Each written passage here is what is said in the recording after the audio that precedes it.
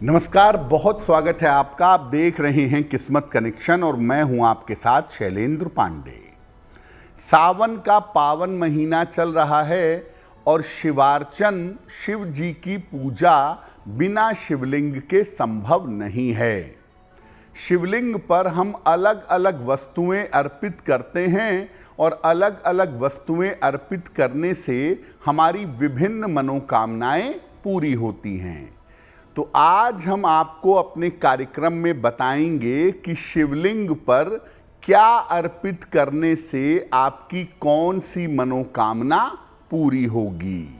हम आज आपको बता रहे हैं कि अपनी अलग अलग मनोकामनाओं को पूर्ण करने के लिए शिवलिंग पर क्या अर्पित करना चाहिए। सबसे पहले जानते हैं कि शिवलिंग की महिमा क्या है।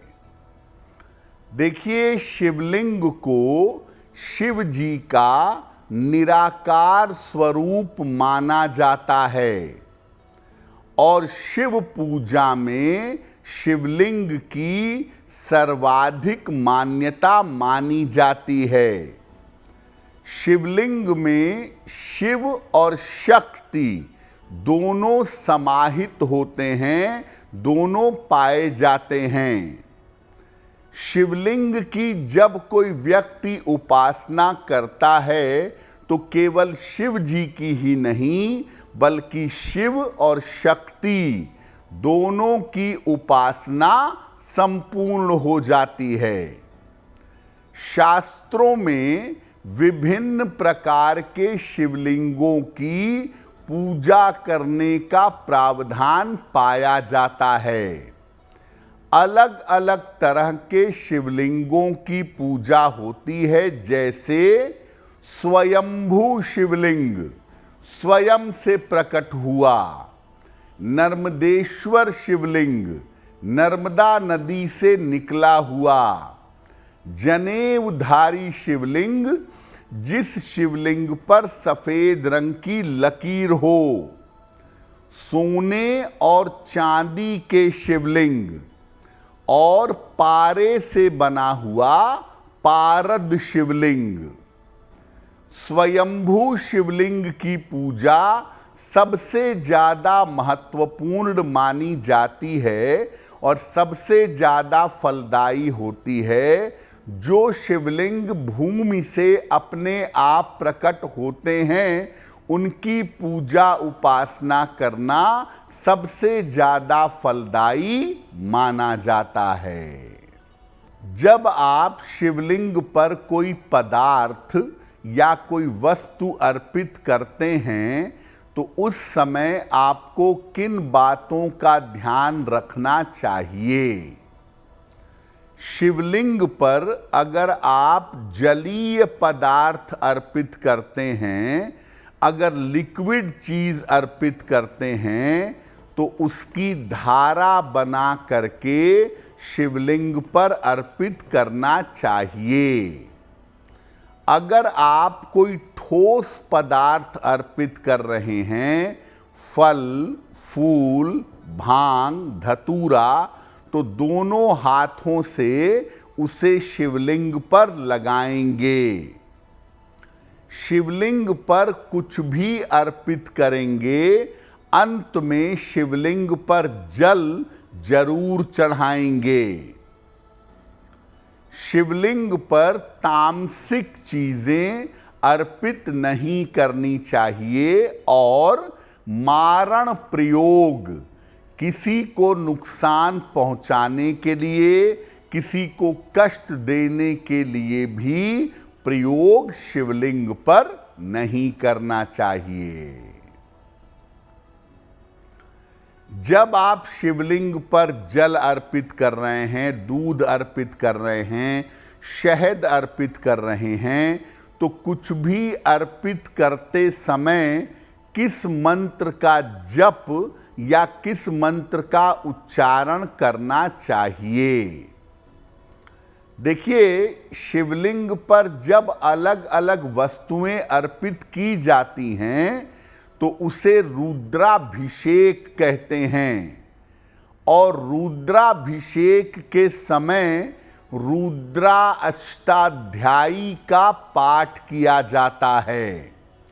जब रुद्रा अष्टाध्यायी के पाठ के साथ शिवलिंग पर अलग अलग चीजें अर्पित की जाती हैं तो ऐसा करने से उसे रुद्राभिषेक कहा जाता है। अगर आप रुद्राष्टाध्यायी का पाठ न कर सकें तो एक मंत्र का जप करते हुए शिवलिंग पर अलग अलग चीजें अर्पित करेंगे। मंत्र देखिए स्क्रीन पर। मंत्र है ओम नमः शंभवाय च मयो भवाय च नमः शंकराय च मयस्कराय च नमः शिवाय च शिवतराय च। ये कहते हुए आप शिवलिंग पर अलग अलग वस्तुएं अर्पित कर सकते हैं। और अगर ये भी आपको कठिन लग रहा है तो मन में लगातार नमः शिवाय का जप करते जाएं और अलग अलग वस्तुएं शिवलिंग पर अर्पित करते जाएं। अलग अलग चीजों से भगवान का अभिषेक करते जाएंगे। अब आपको बताते हैं कि शिवलिंग पर क्या अर्पित करने से किस तरह का लाभ व्यक्ति को प्राप्त होता है। अगर आप गाय के दूध से बने हुए घी को लें और घी की धारा से शिवलिंग का अभिषेक करें तो इससे वंश का विस्तार होता है, संतान की प्राप्ति होती है। इक्षु रस यानी गन्ने के रस से अगर आप अभिषेक करें तो मनोकामनाएं पूरी होती हैं और कुंडली के दुर्योग, कुंडली के खराब योग नष्ट हो जाते हैं। अगर दूध में शक्कर मिलाकर इस दूध से शिवलिंग का अभिषेक किया जाए तो व्यक्ति ज्ञानी और विद्वान होता है।